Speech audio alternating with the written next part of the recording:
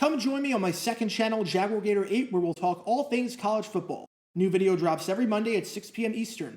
Click the card in the upper right corner to watch the latest video. And now, on with our feature presentation. I want you to imagine this scenario in college football, back when conferences actually meant something. Remember in 2019, when Georgia State opened up the season by going on the road to Neyland Stadium to take on Tennessee? I think just about everyone expected the Volunteers, the champions of life, to be the champions of this game as well, as Tennessee paid $950,000 to beat up on the Panthers in this guarantee game. However, to the shock of everyone, Georgia State went into Knoxville and pulled off a stunning 38-30 upset that no one saw coming. Now imagine if, after the game, the players on Tennessee were talking to the press about that game, and they said Georgia State would never survive in the SEC. They said if Georgia State had to play an SEC schedule, they would be exposed, because they're not that good of a team. You realize how stupid that would sound, right? They literally just beat you, and you're saying how they're not as good as other teams in the conference, and how they would never survive playing in your conference? That just makes you seem like a salty idiot.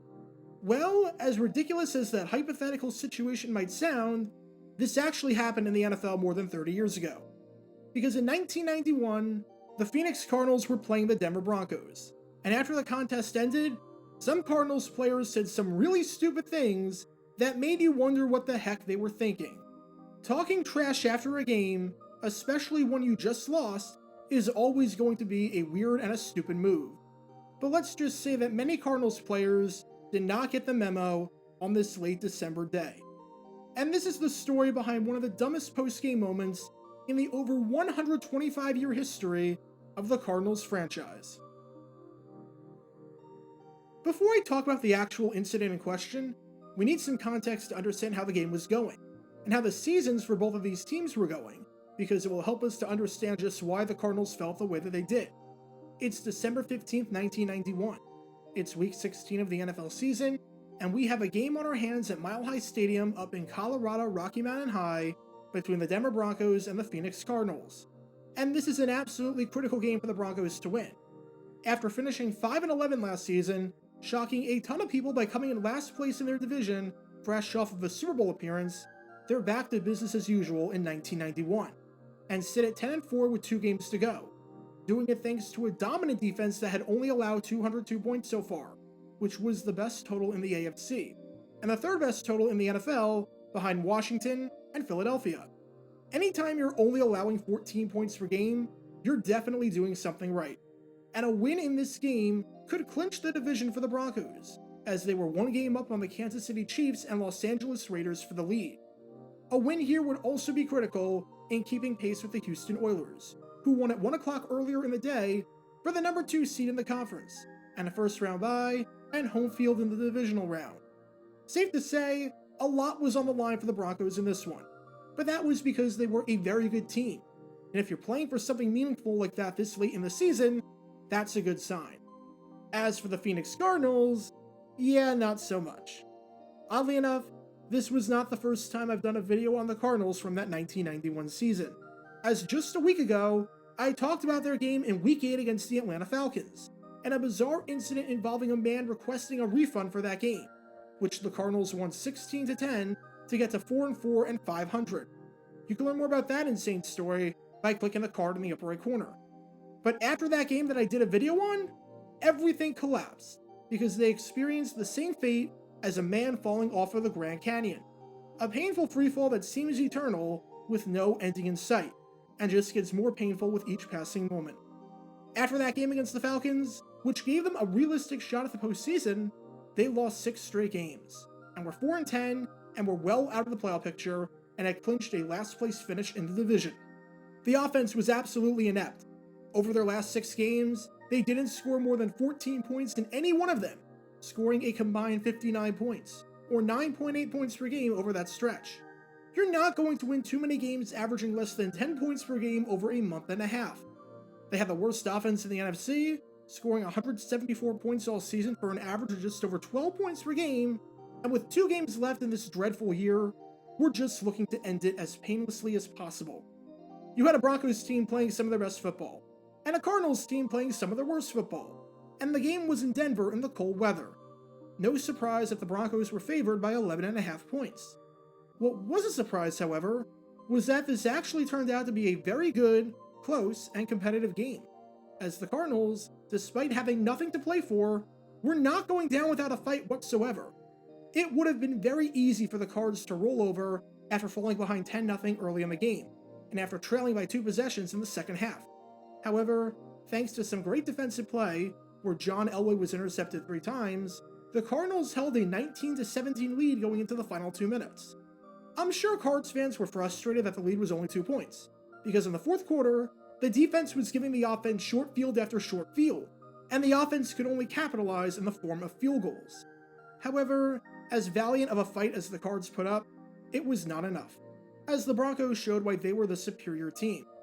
John Elway took a 3rd down passing play on the 4-yard line, made some magic happen by running, and found the end zone to give the Broncos a 24-19 win with under 2 minutes to go.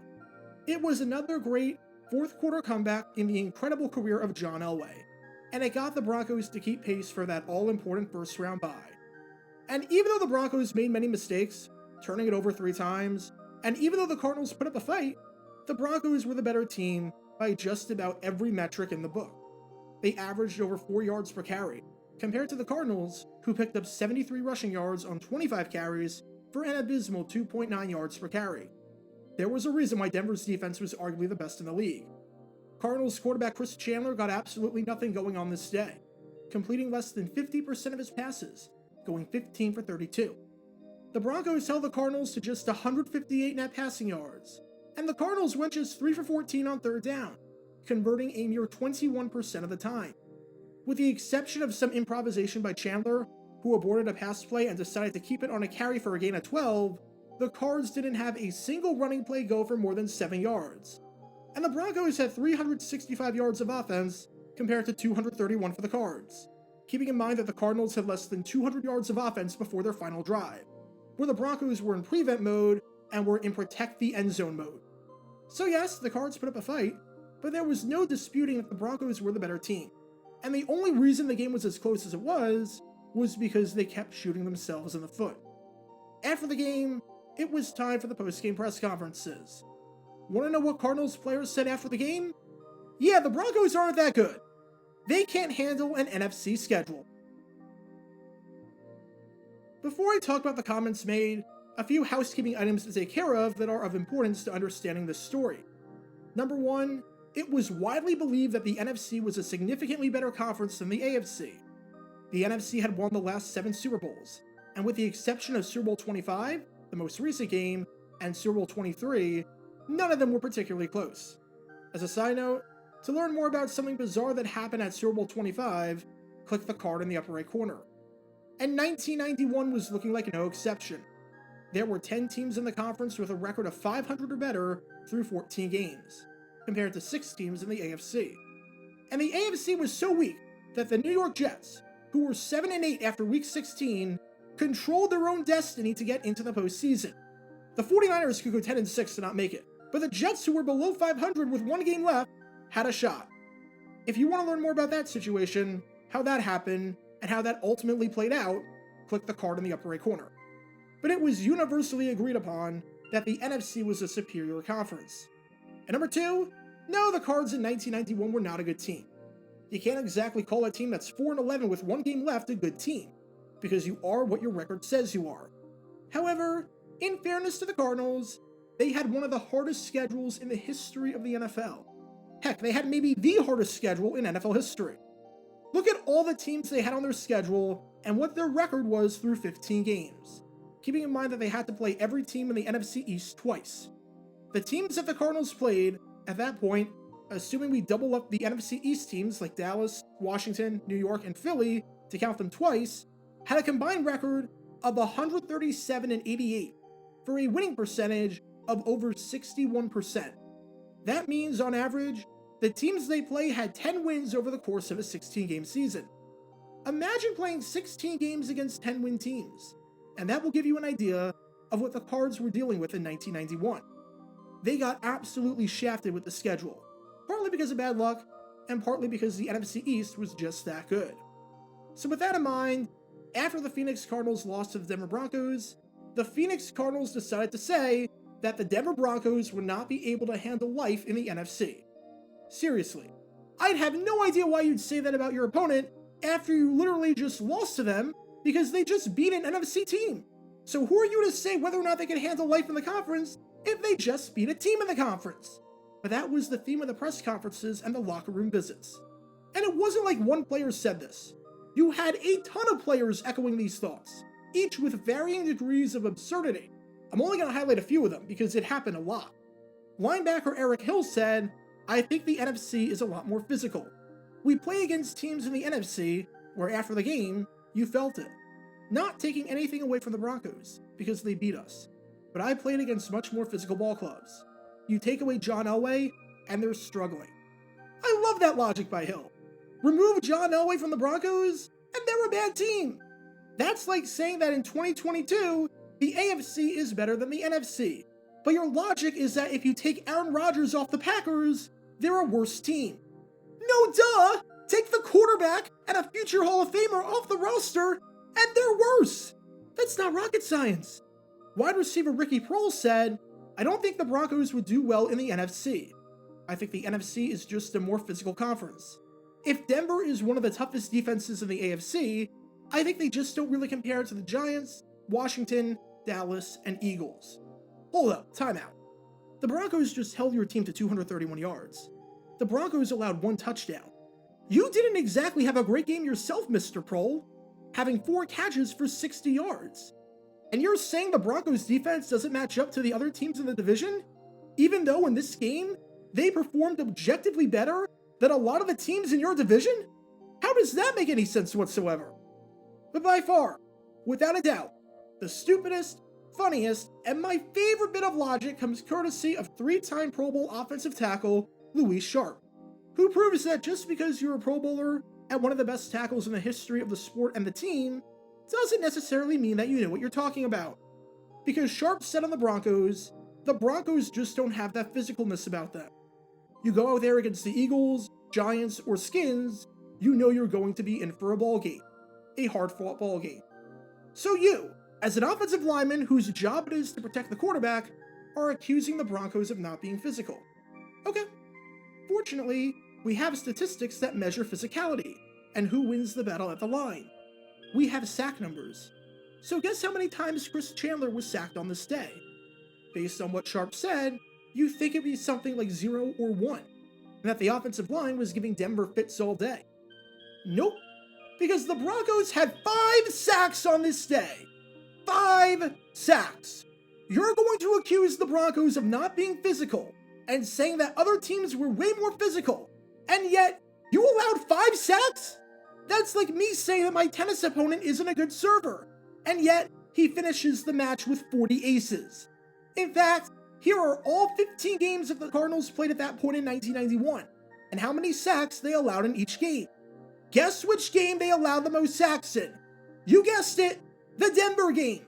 So tell me, Mr. Sharp, how can the Broncos not have that dog in them, and yet, at the position that you play, your unit allowed the most sacks they allowed to any team all season? You see the contradiction there, right? And the hilarious part is that of all the teams to say this, it's the Cardinals, the team that has literally never won a game against the Broncos.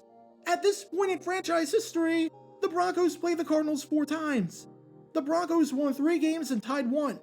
In their most recent game before that one, back in 1989, which Sharp was a member of the Cardinals for, the Broncos won in a shutout by a final score of 37-0. So yeah, that makes perfect sense. Naturally, the Broncos just laughed all this off, with the great irony being that in 1991, the Broncos were actually undefeated against the NFC. And lifetime, since taking over as the head coach of the Broncos, Dan Reeves was 24-17-1 against the NFC. So he comfortably had a winning record against NFC opponents. Of all the reactions to these comments, Broncos tight end Clarence Key had the best rebuttal, where he basically just used the scoreboard argument. He said, "The best thing I can say is that they'll be packing their uniforms away next week, and we'll still have ours on. You determine your season by where you end up, and whether you have any postseason games." And yeah, that's really all you need to say after hearing lunacy like that. just a fancy way of saying, if we couldn't survive an NFC schedule, explain this game. That's the only rebuttal you need to shut up the critics. So what's the moral of the story? Trash talking after you just lost a game is utterly moronic. If you're going to criticize someone's physicality after a game, then make sure you actually have the stats to back that up, instead of literally every single stat saying the opposite. And if you're going to criticize a team for not playing a tough schedule, A, you're a moron when it comes to the NFL because there is no control over that, and B, you better make sure that you beat them to prove your point. Because when it came to Luis Sharp and a bunch of members of the Phoenix Cardinals, turns out, after this game, they weren't so sharp with their remarks. Get your official Jaguar Gator 9 merchandise by going to jg9shop.com, and be sure to like this video, ring the notification bell, and subscribe down below if you haven't already, as it helps the channel out a lot. And be sure to check out Twitch every Wednesday night at 9 p.m. Eastern for your chance to play NFL trivia and win cash prizes. Link in the description below. If you want to see videos like this condensed down to 60 seconds, then follow me on TikTok at Jaguar Gator 9. To see college football videos, subscribe to Jaguar Gator 8. To see highlight videos of players throughout the history of the NFL, subscribe to JG9 Highlights. Also, special thanks to all of our Patreon supporters helping out the channel. Your support is greatly appreciated. So you can become a patron and request future video topics in the description below.